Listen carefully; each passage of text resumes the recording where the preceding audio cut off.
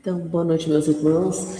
É sempre muito gostoso e gratificante nós podermos estar aqui nutrindo as nossas energias com esse ambiente de paz, com essa energia de fraternidade, que nós somos blindados, né? Com as possibilidades que a Casa do Caminho nos apresenta. E o tema de hoje é bastante significativo para todos nós: amai os vossos inimigos. E aí fica uma pergunta no ar: será que é fácil? Né? Mas quando Jesus coloca isso no Evangelho, ele já está nos trazendo uma missão a ser cumprida por cada um de nós, né? Que é nós entendermos esse significado do amar. Porque quando nós amamos só aqueles que convivem conosco, que são nossos íntimos, são nossos fraternos, parece muito mais fácil, né? Amarmos os nossos filhos, os nossos companheiros de trabalho, aqueles que estão vinculados a nós por algum sentimento, por alguma amizade. Mas amar os nossos inimigos acende uma percepção um pouco diferente do sentido de amar. Porque nós fomos, assim, historicamente, construindo uma ideia de que inimigo é para estar longe, é para estar afastado da nossa existência e da nossa convivência. E aí surge uma personalidade, há 2000 anos atrás, que diz: ama o vosso inimigo. E aí fica esse quesito batendo no nosso espírito ainda hoje. Mas vamos ver o que o Evangelho está nos trazendo.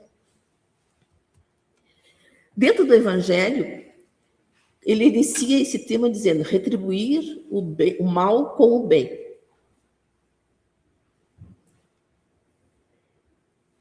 Como nós vamos fazer isso? E aí nós somos obrigados a caminhar um pouquinho na história e pensar no Cristo. Né?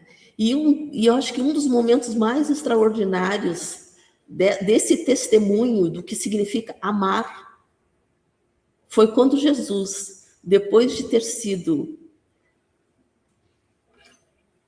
agredido durante uma noite inteira, ter sido encaminhado para a crucificação, ele ergue os seus olhos aos céus e diz a Deus: perdoai-os, porque não sabem o que fazem.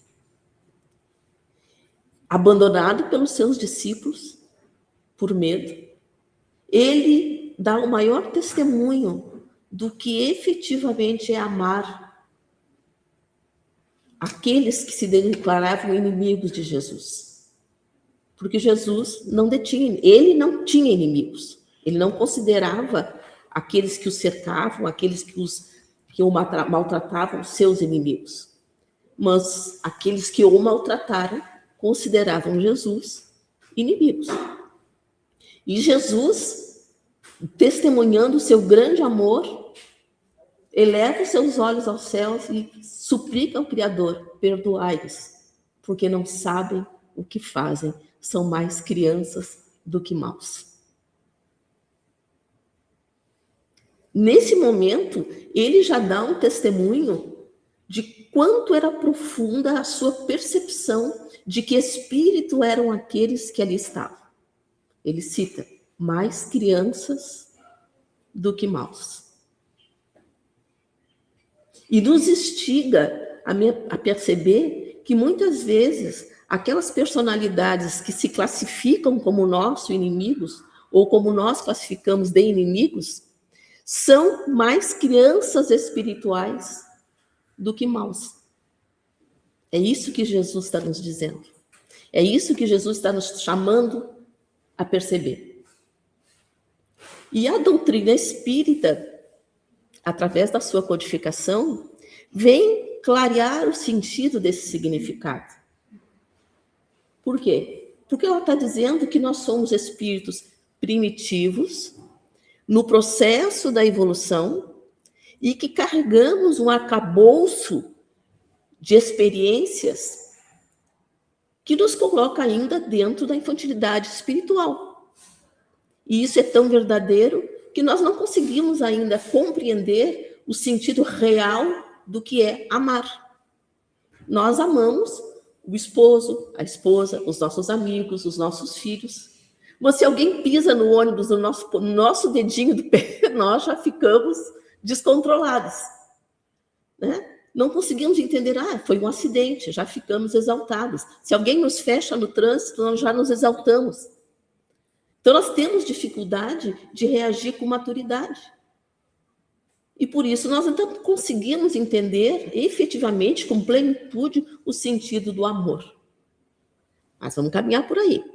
Aí, o Evangelho nos coloca um item importante, os inimigos desencarnados. E aí, acima de tudo, se alguém vos bater a face direita, apresentai-lhe a outra. Meu Deus, quando nós vamos dizer para um inimigo, não, você me agrediu, eu estou pronta para receber a outra agressão. Jamais vamos fazer isso. Tá? E tem as instruções dos espíritos. Então, vamos lá. O que, por muitos anos, por muitos séculos, a humanidade viveu dentro de uma rigidez de conduta chamada olho por olho, dente por dente. E isso não é um ensinamento que foi feito no período do início da cristandade. Eles vêm muito antes, 1.700 anos antes de Moisés, inclusive. Né? Foi uma lei que foi implementada, que é considerada a lei do talião, que significa, quando alguém cometer um erro contra outro, é natural que ele passe a sofrer a pena igual àquela que ele implementou a uma pessoa. Então, aplica-se a lei do talião. E por séculos, essa era uma lei que era rígida, régia, se obedecia cegamente. E muitos de nós eram os espíritos desse período. E nós carregamos o nosso arcabouço espiritual, talvez até hoje, ainda essa regra. E quando surge Moisés, mesmo com os 10 mandamentos, onde está escrito, amarás o Senhor teu Deus, essa lei também imperava. Então, era natural que alguém que se sentisse desonrado ou atingido por alguma ação qualquer, reagisse na mesma proporcionalidade e aplicasse o olho por olho, dente por dente, porque, além de tudo, estava legalizado, estava reconhecido como um ato natural. Aí vem uma personalidade e diz, ama teu próximo como ti mesmo, e é o teu inimigo. Ele botou fogo no parquinho. Né? Como assim? Nós vamos descumprir o que está dizendo a lei de Talião e o que está dizendo a lei de Moisés? Jesus quebrou todos os paradigmas históricos que eram vivenciados até então. E aí nós conseguimos compreender por que ele foi, assim, vamos dizer assim, se nós pudermos... A PUC uma vez fez um debate em que ele foi considerado uma personalidade terrorista. Foi classificado dentro do conceito da PUC, do curso de Direito, como um terrorista. Por quê? Porque ele estava combatendo o que era considerado uma lei a ser obedecida. E aí, então, agora eu vou pegar o gancho da Maria Elisa, que eu também tinha pensado nisso, que é a questão do Paulo de Tarso. Antes de ser Paulo de Tarso, ele era um doutor da lei. Uma pessoa de grande influência dentro do Sinédrio. E ele era extremamente ortodoxo no cumprimento da lei. Por isso ele perseguiu os cristãos. Por isso ele saiu, depois de enfurecido, porque a sua noiva havia se convertido ao cristianismo, né, a perseguir os cristãos. E Jesus se materializa na estrada de Damasco e ele fica cego. E Jesus diz a ele, vai a Damasco e procura Ananias. E a partir dessa convivência com Ananias, ele passa a entender o que o cristianismo estava fazendo. Mas até aquele momento, ele passa todas as suas ações a aplicar a lei mosaica, a aplicar a lei de Talião. Então, se você foi convertido ao cristianismo, você passa a ser o meu inimigo. E nós vamos aplicar a lei. E que coisa extraordinária que ele simplesmente se deixa envolver pela atmosfera de Jesus, porque Jesus pergunta a ele, né, quando ele se materializa na estrada de Damasco, por que tu me persegues? O Saulo era um inimigo do cristianismo, porque o objetivo dele era aniquilar o cristianismo, era aniquilar todos aqueles que tinham se convertido ao cristianismo. E aqui vem um grande ensinamento. Quando ele se transforma, ele adota, depois da sua recuperação, o nome de Paulo, ele passa a sofrer as perseguições, como disse a Elisa, que ele muitas vezes infringiu aos cristãos. Mas isso não o desanimou. E aqui tem um ensinamento que nós vamos desenvolver no transcurso da nossa conversa. Então, vejamos aqui o que nos diz. Eu, porém, vos digo, amai os vossos inimigos, bendizei os que vos maldizem, fazei bem aos que vos odeiam e orai pelos que vos maltratam e vos perseguem. Eu quero que vocês guardem a questão do Paulo de Tarso, depois nós vamos voltar, tá? No Sermão da Montanha. Quando Jesus diz isso, ele está querendo fazer uma mudança de paradigma, fazer uma mudança do entendimento das responsabilidades espirituais que nós devemos ter. Ou seja, por que eu preciso agir com violência na mesma proporção da violência que eu sofri? Por que eu preciso aplicar a lei de talião em qualquer proporção para me sentir cobrado da falta que o outro cometeu comigo? Quando Jesus vem ensinar que nenhuma lei é maior que a lei do amor. Nós não temos como amar a Deus se nós não amamos o nosso próximo. Porque o nosso próximo é a manifestação de Deus na nossa vida, com todas as suas características. E nós dizemos, mas Deus é perfeito. Mas o nosso próximo é o nosso exercício para o caminho da perfeição. Então, com todas as suas dificuldades, ele também está lapidando o nosso espírito para que nós possamos entender a presença de Deus na nossa vida.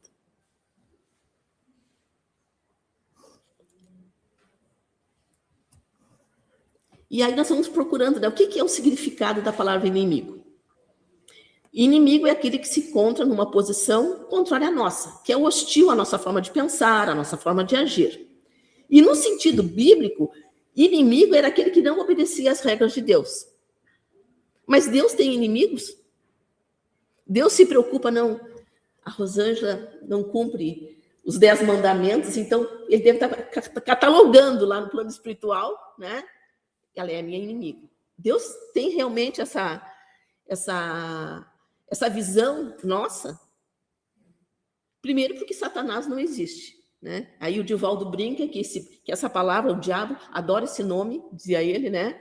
Porque Satanás não existe, né?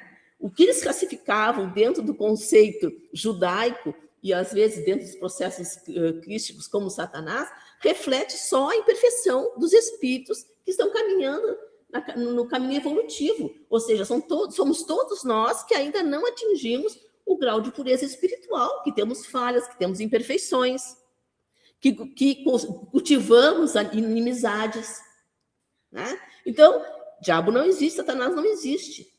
E, consequentemente, a carne também não é fraca, porque a carne não tem autonomia.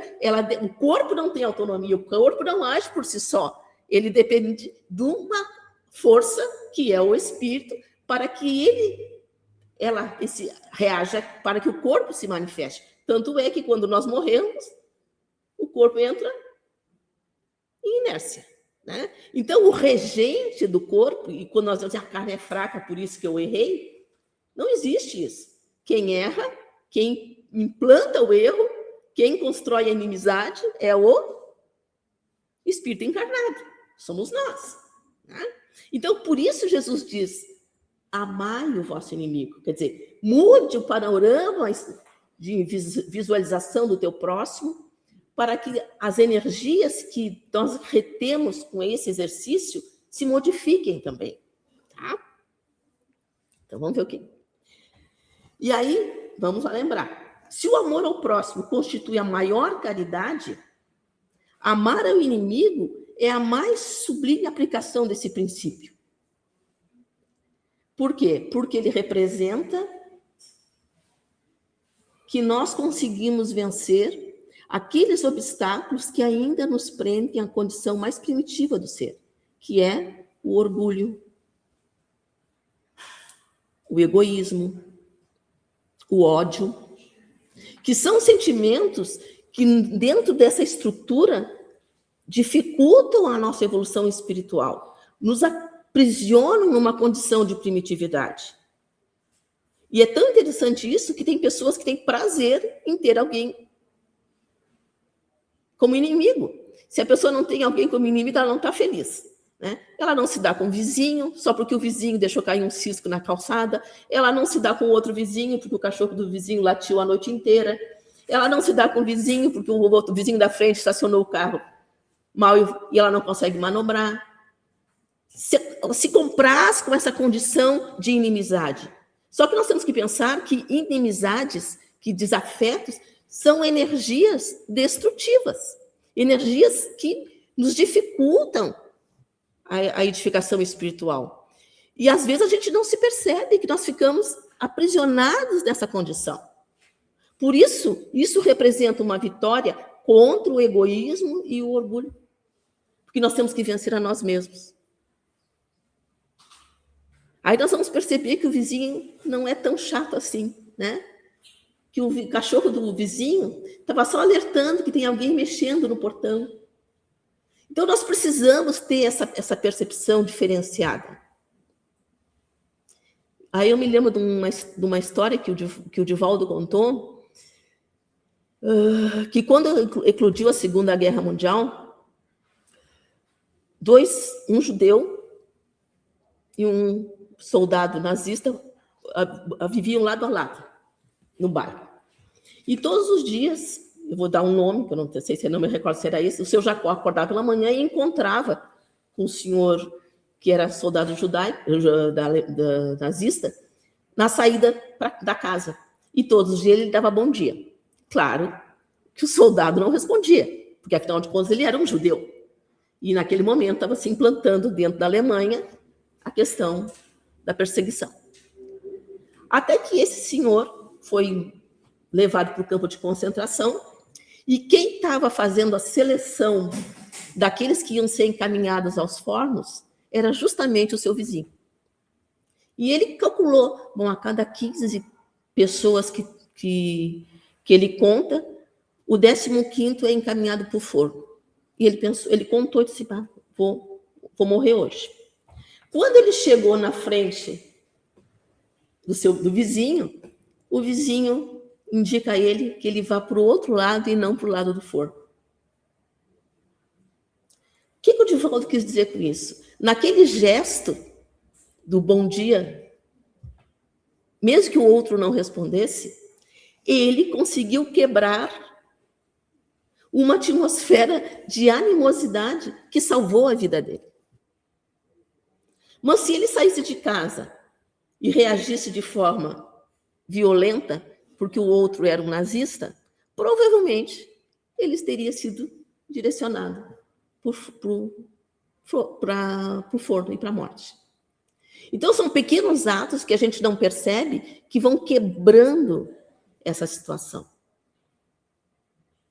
que vão modificando essa estrutura.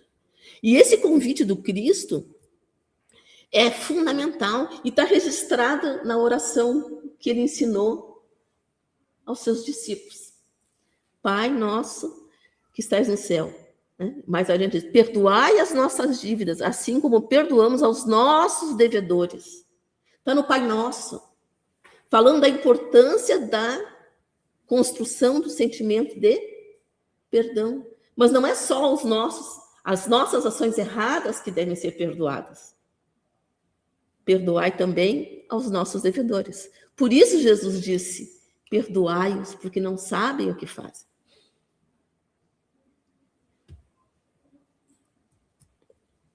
E aí nós nos deparamos depois, então, da codificação com uma questão importantíssima, né? A morte não existe. Se a morte não existe e nós permanecemos, conosco permanecem aquelas energias de desafetos que nós nutrimos. E aí surge aquela escravidão dos processos obsessivos que se arrastam, às vezes, por séculos. Porque nós esquecemos que aqueles indivíduos a quem nós consideramos inimigos ou quem nós nos tornamos inimigos estão nutridos por esta energia que se permanecem atreladas uma à outra. Então, nós não conseguimos nos livrar do nosso inimigo porque nós falecemos. Continuamos dentro desse processo. E, mais uma vez, então, nós vamos pegar o exemplo do Divaldo. O Divaldo, desde criança, passou por processos de muita dificuldade, com um espírito que o acompanhava desde pequeno. E esse espírito levou muito tempo até entender que ele já não era mais aquela personalidade do tempo em que ele havia sido. Haviam construído um desafeto. Até que o Divaldo acolhe dentro da mansão do caminho a sua mãe, que havia retornado no processo reencarnatório. E eles conversam. E ele diz, mas você vai... Está no filme, inclusive, isso, né? Você vai adotar essa criança tão feia? E o Divaldo diz a ele, sim, e vou amá-la. E o espírito que o havia perseguido por muitos anos, nessa reencarnação, diz a ele, então, eu também te perdoo. Agora, amar, eu já não sei. Por quê? Porque o amor necessita tempo. Mas eles conseguiram construir a tarefa do perdão, que é a ponta primeira para podermos desenvolver o amor.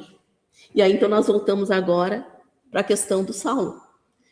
Quando Saulo vai para a estrada de Damasco e persegue os cristãos, ele não está perseguindo os cristãos única e exclusivamente porque eles não atendiam às leis judaicas, mas porque ele também tinha uma profunda mágoa porque a sua noiva havia se convertido ao cristianismo. E abdicou da sua vida com ele para se tornar cristão. E vejam bem o processo de transformação que acontece nesse momento. Hoje eu li uma frase que foi assim, fechou maravilhosamente bem. Não adianta nós termos o poder da visão se a nossa mente está cega. E foi exatamente isso que acontecia com Saulo. Ele estava cego pelo ódio. Ele estava cego pelo seu orgulho de ser o doutor da lei, o cumpridor das máximas judaicas. E ele não conseguia, então, ele não conseguia enxergar a realidade. Por isso ele perde a visão quando Jesus se materializa na sua frente. Por quê? Porque naquele momento ele foi obrigado a olhar para si mesmo e ver que ele não enxergava o que Jesus estava tentando ensinar. E aí ele vai a Damasco e elege e recebe de Jesus, através de Ananias, as orientações para abraçar o cristianismo e se tornou a personalidade mais extraordinária da manifestação dos ensinamentos de Jesus. Tanto que ele rompe com a família, ou a família que rompeu com ele, na verdade, né? Ele teve dificuldade de ser aceito na casa do caminho, porque os apóstolos, quando viram ele chegando, pensaram, bom, ele está se disfarçando de cristão para poder aplicar a lei sobre nós. E ele levou tempo para poder dizer, não, realmente eu sou cristão, eu entendi a mensagem de Jesus, eu quero fazer parte dessa história. E tanto que ele troca o nome, passa a se chamar Paulo. Como que demonstrando a necessidade de nós conseguirmos edificar, a partir do momento em que nós rompemos com esse vínculo de honra descabida, de orgulho e de ódio, deixar surgir essa nova personalidade. E é exatamente isso que acontece. Surge um homem novo quando nós rompemos com essa condição. E é isso que Jesus está nos dizendo. Ama o teu inimigo. Porque nós estamos rompendo com esse grilhão que nos prende a sofrimentos que às vezes se arrastam por muitos anos. E os processos obsessivos, né, são oriundos muitas vezes dessas condições. Sejam eles de encarnado para encarnados ou de desencarnado para encarnado. E nenhum de nós quer permanecer nessa condição de estar sempre vinculado a um momento de extrema dor, de extrema dificuldade, porque nós não conseguimos exercitar essa tarefa do amor. Então, Jesus, no Evangelho, ainda repete, né? Aprendeste o que foi dito, olho por olho, dente por dente. Eu, porém, vos digo, não resistais ao mal que vos queiram fazer. Se alguém vos bater a face direita, lhes apresentai também a outra. Se alguém pleitear para vós, para a vossa túnica, também lhes entregai um manto. E se alguém vos obrigar a caminhar 1000 passos com ele, caminhais 2000. Dai àquele que vos pedir, e não repeleis aquele que vos queira tomar emprestado. Quando nós olhamos assim superficialmente essa mensagem de Mateus, nós vamos ser bem capazes, né? Que alguém me agride do lado direito e eu vou ainda virar o rosto para o lado esquerdo. É óbvio que nós não vamos ficar esperando a sessão de martírio, né, gente?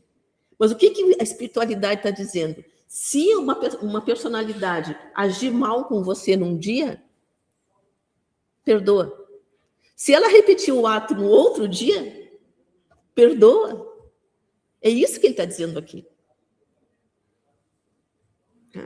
E se alguém, aqui no caso, também, né? Nós não vamos agir com violência se alguém quiser nos tomar a bolsa, por exemplo, né? Porque a nossa vida tem mais valor. A reação sempre vai gerar uma situação extremamente difícil. E às vezes nós dizemos assim, mas eu sou uma pessoa honrada, eu tenho que aplicar meu ato de honra. E aí quem é da área jurídica vai poder entender, falar isso melhor que eu. Até bem pouco tempo, século XIX, tá, gente? O duelo era permitido no Brasil e era justificado como direito de honra. E aí as pessoas se degladiavam e se matavam em nome da honra. Até que as leis se modificaram. Né? Não pode mais fazer isso. Né? Mas lembre-me, há quase 2000 anos, Jesus está dizendo, amai os vossos inimigos. E nós ainda insistimos em permanecer nessa condição primitiva de acharmos que nós temos o direito do revide, que nós temos o direito de aplicar o exercício da honra. Mas existiu algum espírito com maior honradez na Terra do que o próprio Cristo?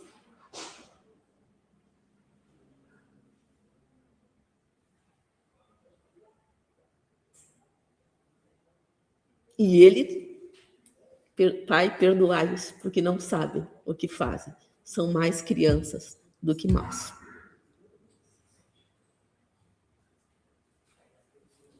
Porque a honra é patrimônio do espírito. A honra é patrimônio de elevação espiritual. E não de ação que nos leva a uma condição de primitividade.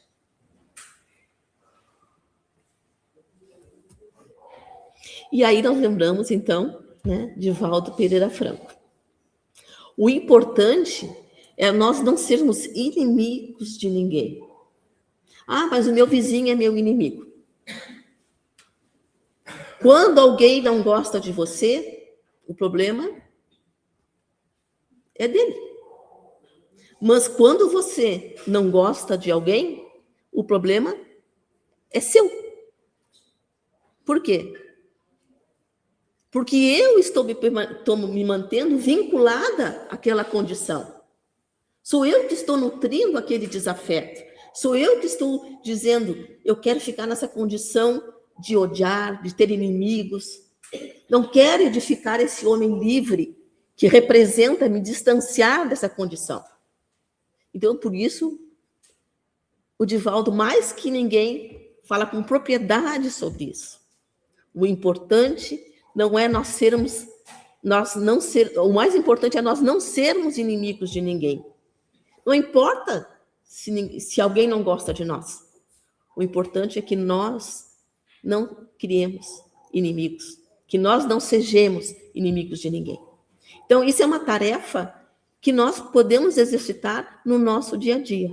E não é à toa que a Joana de Ângeles foi a mentora, né, e a condutora espiritual de Divaldo Pereira Franco, né, e ele foi nomeado o embaixador da paz, porque exercitou durante toda a sua vida essa tarefa de construir a paz através da mensagem do Cristo, de amar os inimigos e se dar conta de que não importa que eu não seja amado por todo mundo, e que o importante é que eu busque exercitar o convite do Cristo. Amar a Deus sobre todas as coisas e ao próximo como a nós mesmos, mesmo que este próximo seja ainda um inimigo. Que a paz de Jesus seja conosco.